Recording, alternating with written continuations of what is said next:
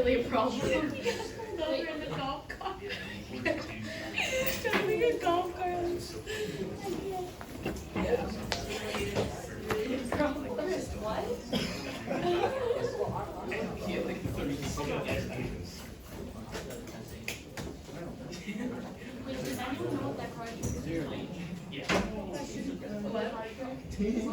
No, I don't understand. He was like, there's a pile of 10 cards, and it's gonna be a 10, and they're all 10s. I don't know. Did you have card trick today? We did. Fine. Yeah. When it like messed up, I thought that I like corrupted it. He was like, I oh, thought that's not gonna work, and I was like, Well, no, I was like, oh my I god. didn't know if he was kidding. Yeah, me too. I was just That it was part of the part gimmick. Yeah. He was like, I was so happy. I was like, he was wow, like, oh, I that finally didn't got work, and the Nicole's magic like, stuff. oh.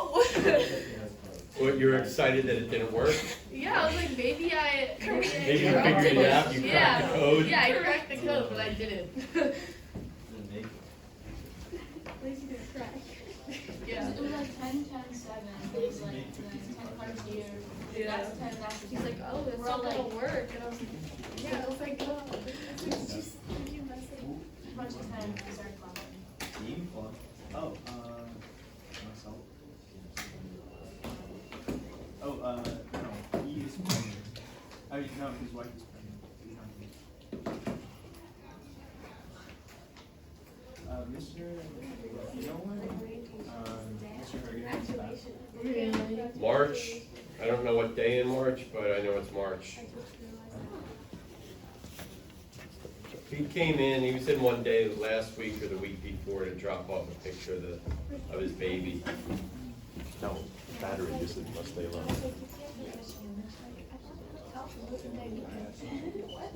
Alright guys, we need our notebooks out today. Pencils and erasers.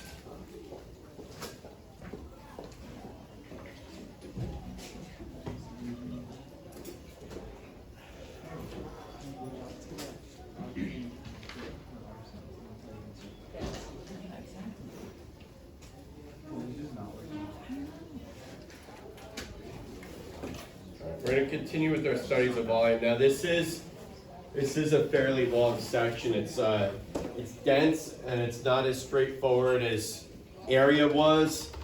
So we have different techniques. We really only have with the area, we have one technique. You subtract the one curve from the other and you integrate over the appropriate bounds. You do more than one integral if you need. Here we have this method / washer method. We developed cylindrical shells yesterday, and on Tuesday we're going to have to look at solids that aren't solids of revolution. Okay, we've just been looking at solids of revolution.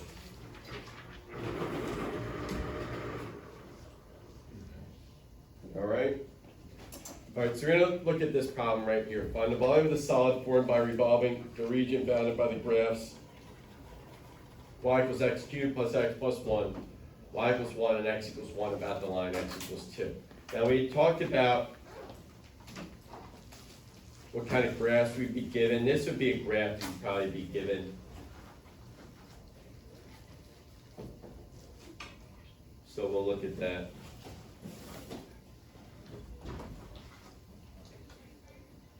All right, the portion of y equals x cubed plus x plus 1 that we need is right here. Y equals 1 and x equals 1. All right, so that's our two-dimensional region right there. The axis of symmetry is right here. X equals 2.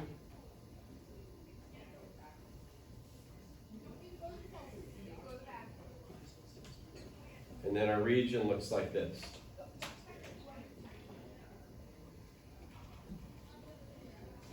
All right, so you have to make the sketch first, and now we have to look at how we make a decision between which method to use. All right, disk and wash, remember that's the same thing. Okay, they're not two different things. Or the shell method. So we had that chart yesterday, but we don't want it to just be a memorization thing. Like I'm going to memorize that chart, because then you take the conceptual understanding out. So we're going to do some ifs, some hypotheticals that'll help us talk ourselves through. Now, as we gain experience, we're going to be able to see more quickly what method to use. So let's look at this. If we were going to use the disk or washer method, which one of those two would it be? Washers, okay? And that's why you need the visual, because you can see that there's a void in the middle, all right? Now, if we were going to use the washer method, we would need to integrate with respect to what variable? To y, okay? So we have to see our equation set up for integration with respect to y, yes or no? No. This is y in terms of x. This is set up for integration with respect to x. Now people say, oh, well, we'll just take that and solve that x in terms of y. But what you have to understand is that's not always feasible. You get this false sense because when you start looking at how to do that in Algebra 2 class maybe, or an AAG, you only look at things that can easily be solved for their other variable. But there's a lot of things that can't easily be solved for their other variable. And this falls along those lines. So one of the primary things that we want to do is to work in terms of the variable we're given. So we want to work, since we're given y in terms of x, we want to work y in terms of x. That's what this is set up for. It's not set up for the washer method, because the washer method here would need x in terms of y. Okay? So that tells us we need to use a cylindrical shell method, or the shell method for short. All right, so what we're going to do is we're going to draw a representative rectangle. You say, well, what would a non-representative rectangle be? I'm going to draw one, I'm going to erase it, just so you can see what it looks like. What's wrong with this rectangle right here?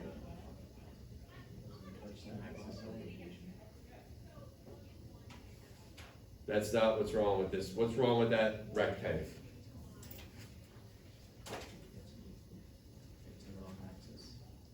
What do you mean it's in the wrong axis? Add it. The height has to run parallel to the axis of revolution, and that does not do that. So that's a non-representative. That's just garbage right there. Okay? That's 0 point stuff right there, in the 0 point range. The height has to run. Remember. Say, how do I know that? Well, we went over that in class. It's right here. Draw a representative rectangle whose height runs parallel to the axis of revolution. That is a basic tenet of the shell method. You just couldn't verbalize it? Yes?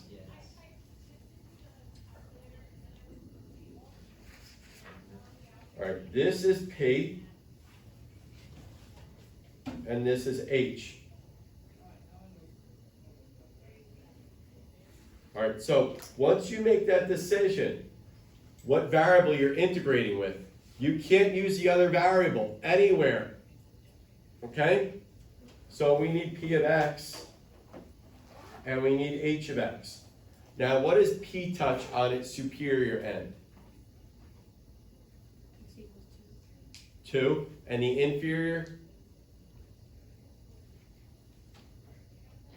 X. So what's the length of P?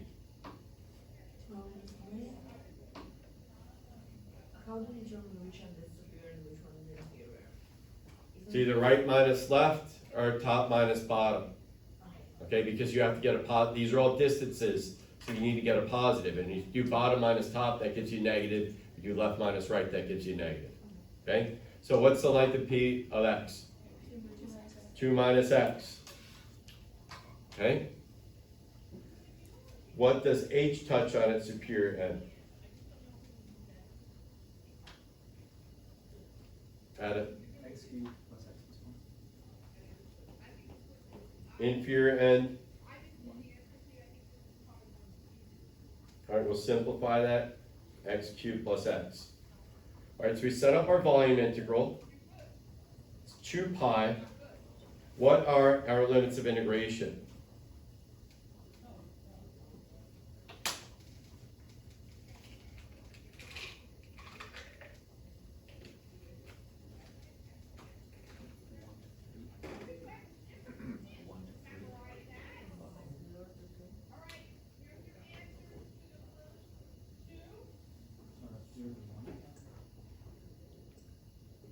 Addis killing you guys today.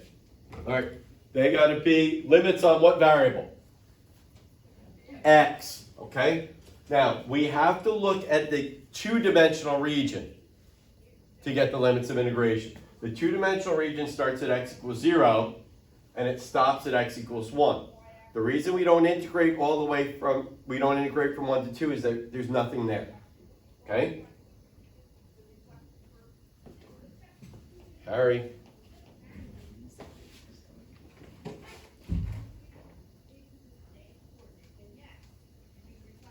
Zero to 1. P of x times h of x times dx.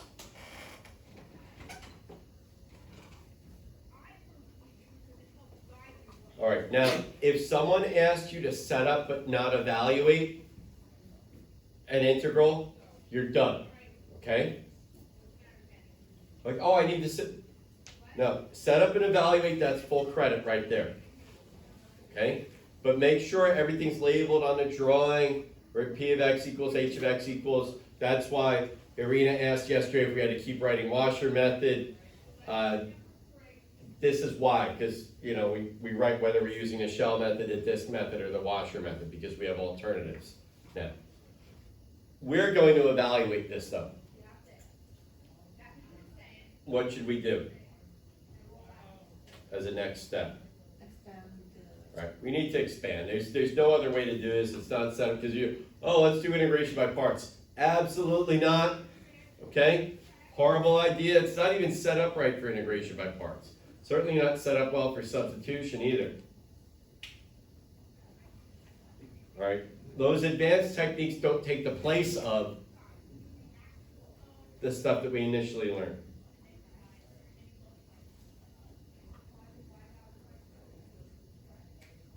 All right, don't even worry about these terms being in standard form or not. It doesn't matter because we're just working towards a numerical answer. So whatever order you distribute them in, that's fine.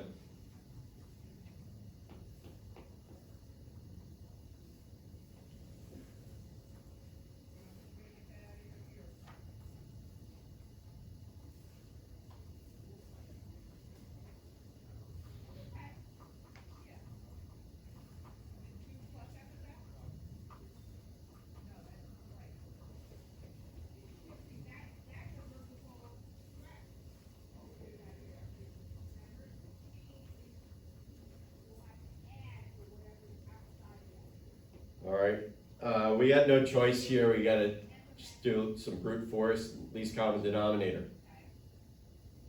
Okay, LCD is 30.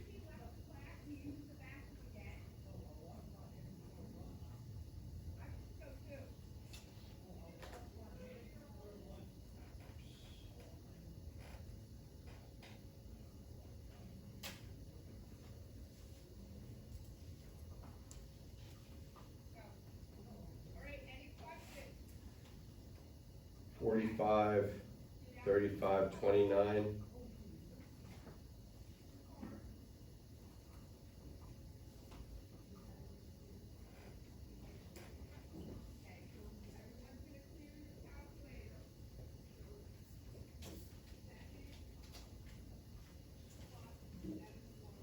All right, now again, the biggest red flag on a volume problem is a negative answer. Say, well, how could I got a negative answer?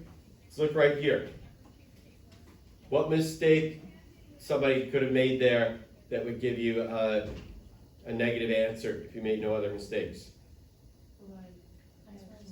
X minus 2. Could you see somebody do an X minus 2? That goes back to Irina's question about the superior minus the inferior, because that's inferior minus superior. No other mistakes, you get a negative.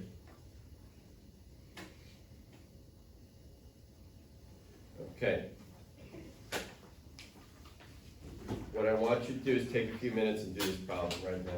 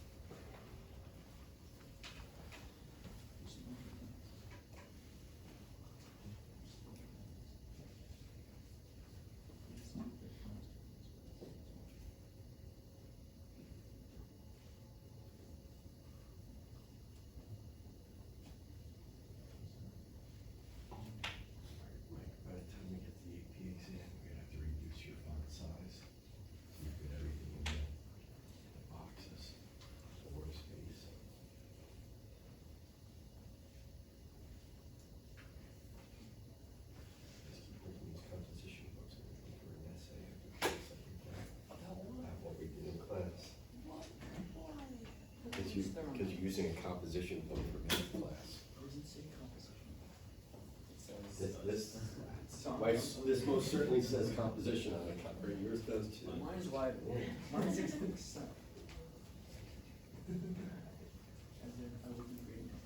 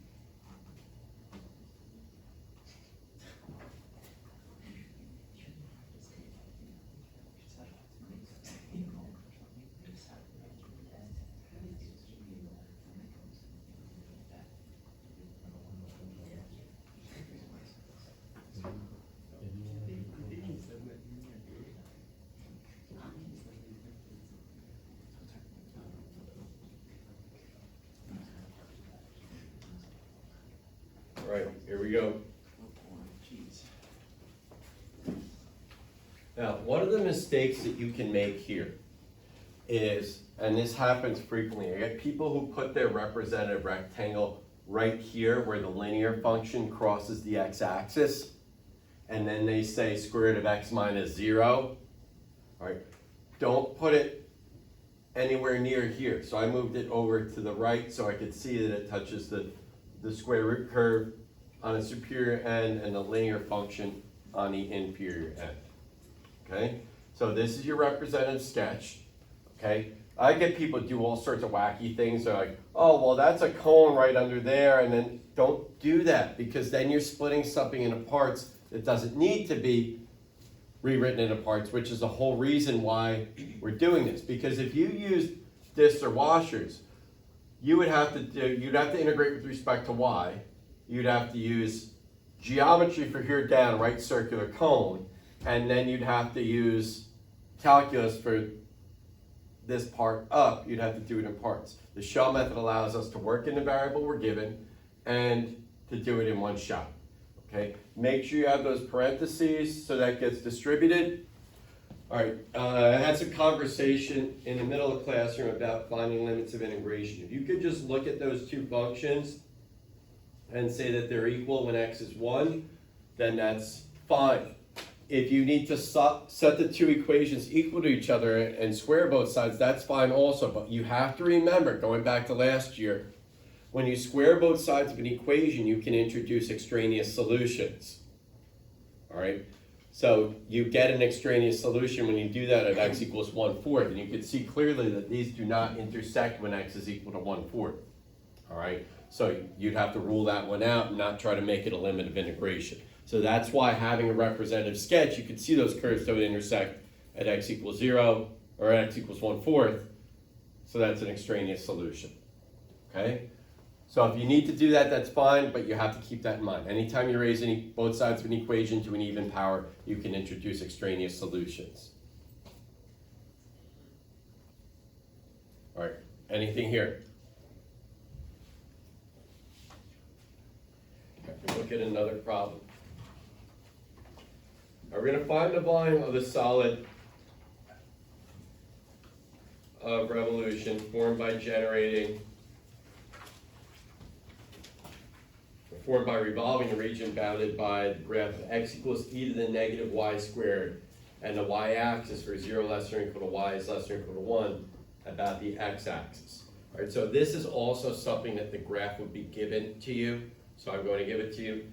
The portion of x equals e to the negative y squared that we want looks kind of like this. The portion of,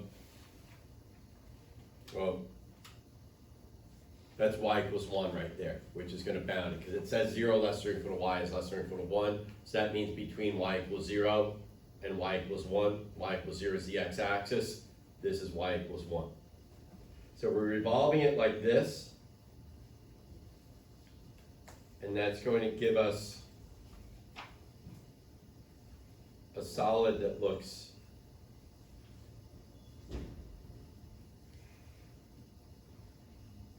like this. Now, if we were going to use the disk or the washer method, which one would it be? Disk method, okay? Integrating with respect to what variable?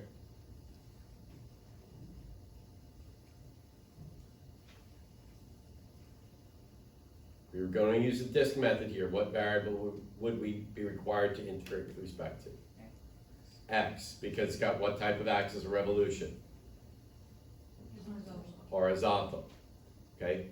That equation is not set up for integration with respect to x, it's set up for integration with respect to y. You don't want to take x equals e to the negative y squared and try to solve it for y in terms of x. Okay? Because you look at that, it's not like something like y equals x plus 1. You could easily solve for x in terms of y if you need to. Okay? So you're going to take this the rest of the way. I'm going to write down here what the final form of the volume is. All right, you're going to fill in the work in between.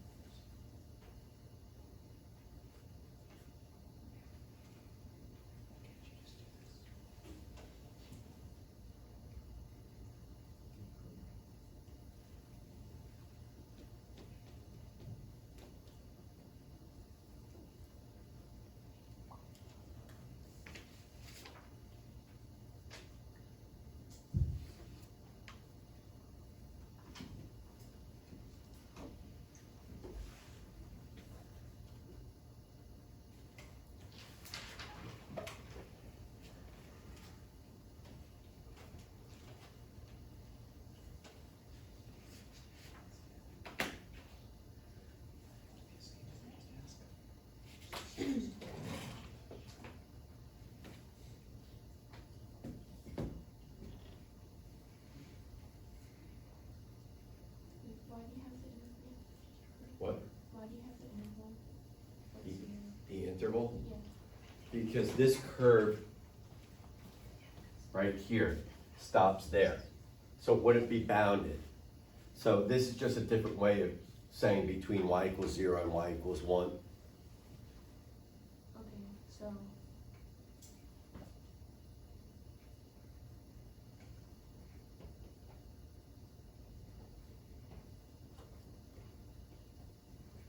All right, you know how in the other problem it said between this curve and this curve from x equals 0 to x equals whatever, y equals 0 to y equals whatever? Okay. Just a different, we have to be aware of different ways that that information can be given. Okay. Okay? So this is just saying between y equals 0, the x-axis, and y equals 1, Okay, thank you. the horizontal line.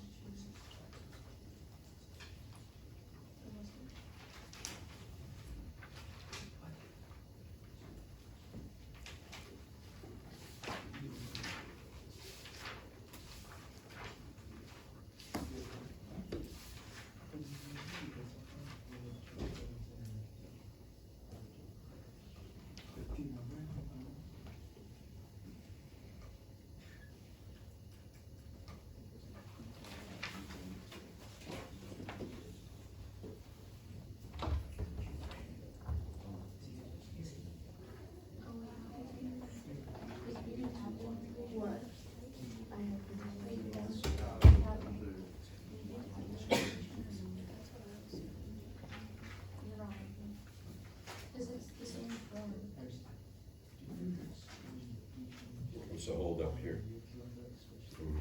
No. That doesn't fit for tabular. And we're looking something simpler. Wait, why is it for the Because it has to be e to the 8 times y. And that's not e to the 8 times y, you have e to the negative y squared. You can only have a constant times y to do tabular. See how it says a general form? Okay, well, all it takes is that little thing. If that was e to the negative y, you'd be able to do tabular. But since it's e to the negative y squared, you can't do tabular. You're saying something easier? Yeah, you're overcomplicating. I'm sorry. See, can you make substitution work? What was the teaching tool that I gave you for substitution? Blank is close enough to be. See if you can make it work. All right?